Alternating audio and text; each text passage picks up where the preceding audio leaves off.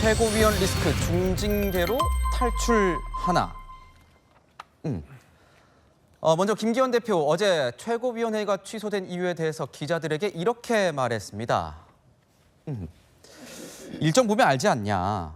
오전 9시 40분부터 용산에서 공개 행보가 있었고 거기에는 이 최고위 멤버인 사무총장과 정책위 의장이 다 있었다. 김재원, 태용호 때문이라는 이 해석에 대해서 일축하고 나선 건데 여기에 뭐 당사자가 계시니까 한번 여쭤보겠습니다. 네. 최고위 멤버 우리 김병민 최고 네. 어떻습니까? 김기현 대표가 취소한 거는 이 두 사람 때문 아닙니까? 일단은 일정이 있었던 건 사실이죠. 왜냐하면 어린이날에 또 맞추기도 했고 여기에 대해서 대통령께서 과거에 약속했던 용산공원의 어린이 개방 이 부분에 대해서 당에 있는 핵심 인사들이 참석을 했고요.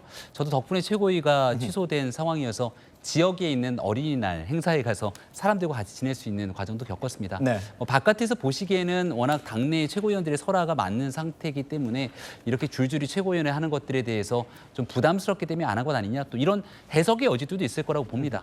하지만 일단 뭐 김기현 대표께서 얘기하신 바와 같이 최고위원회에 대한 소집 권한은 당 대표가 갖고 있고 언제 월요일, 목요일로 현재는 정해져 있습니다만 그때 중요한 시기에 따라서 최고위원회 일정들을 조율할 수 있는 바 김기현 대표의 판단과 발언을 존중해야 되지 않을까 싶습니다. 태용호, 김재원 두 최고위원의 징계 수위에 대해서도 당내 분위기가 지금 계속 보도가 되고 있습니다.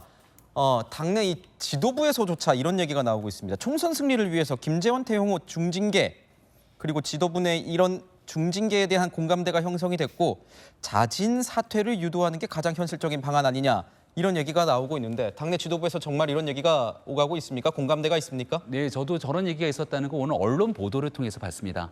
언론에서의 여러 사람들에 대한 익명을 바탕으로 취재를 하기 때문에 한 사람, 두 사람의 의견들을 종합해서 이제 쓰곤 하는데요. 공식적으로 말씀드릴 수 있는 건 최고위원들과 다 같이 모여져 있는 지도부회의에서 저런 얘기들을 나눈 적은 없다 말씀을 드리고요.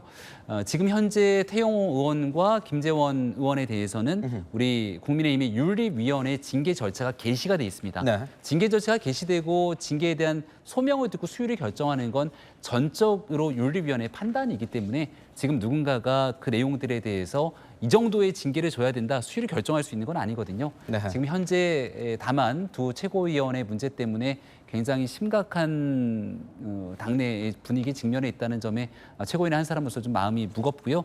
조속하게 관련된 일들을 해결하면서 민생 정당 또 집권당으로서의 유능함을 보여주기 위해 더 노력하겠다는 말씀을 드리겠습니다.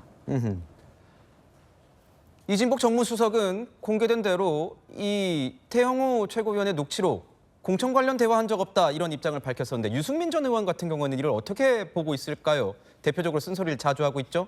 들어보겠습니다. 저는 사실일 것 같아요. 그 녹취록 내용이. 당윤리위는 태용 의원이 내가 거짓말한 거다. 그 말을 당윤리위원회가 그대로 믿고 태용 의원만 징계를 한다. 자칫하면 나중에 굉장히 큰 문제를 남기는 거다. 전현기 의원님, 유승민 의원의 발언 어떻게 동의하시는지 궁금합니다. 왜냐하면 태용호 최고위원의 이런 해명이 나왔을 때 거기에 대해서 궁금증, 의문을 품는 여당 지지자들조차 많습니다. 어떻게 보십니까?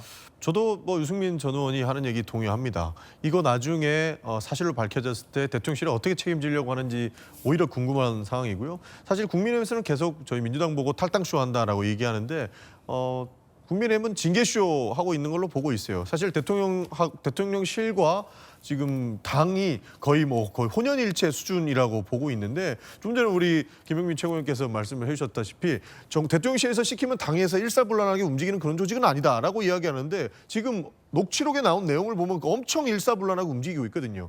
태용호 의원이 아마 그냥 초선 의원에 불과했다면 해당 녹취록이 전혀 문제가 되지 않았을 거라고 보고 있습니다. 이것은 태용호 의원이 헛소리를 하는 것이다라고 꼬리자르기 했어도 문제가 안 됐는데 공천을 실질적으로 담당하는 최고위원이기 때문에 더 큰 문제가 되는 것이거든요. 이런 부분에서는 저는 굉장히 큰 문제가 될 것이라고 보고 있고 이준석 대표도 얘기하지 않았습니까? 양두구육이 1년 나왔습니다. 근데 태용호 의원 같은 경우에는 대통령실한테 큰 부담을 안겼어요. 그리고 자칫 잘못하면은 사법 리스크까지 범질 수 있는 이런 행위를 했기 때문에 아마 징계 수위는 굉장히 높지 않을까 이런 생각이 있고요. 네. 유승민 전 의원이 이야기를 한 것처럼 더 큰 문제로 번지지 않게끔 국민의힘에서 잘 마무리하셔야 되지 않을까 저는 그 정도 말씀드리겠습니다. 태 최고위원 같은 경우에는 태영호는 죽지 않고 꺾이지 않는다 이렇게 얘기를 하고 있는데 당내 의원들 분위기는 좀 다른 것 같습니다. 들어보시죠. 태영호 죽이기 집단 린치가 각 방면으로 펼쳐지고 있습니다. 그러나 저는 절대 굴복하지 않을 것입니다.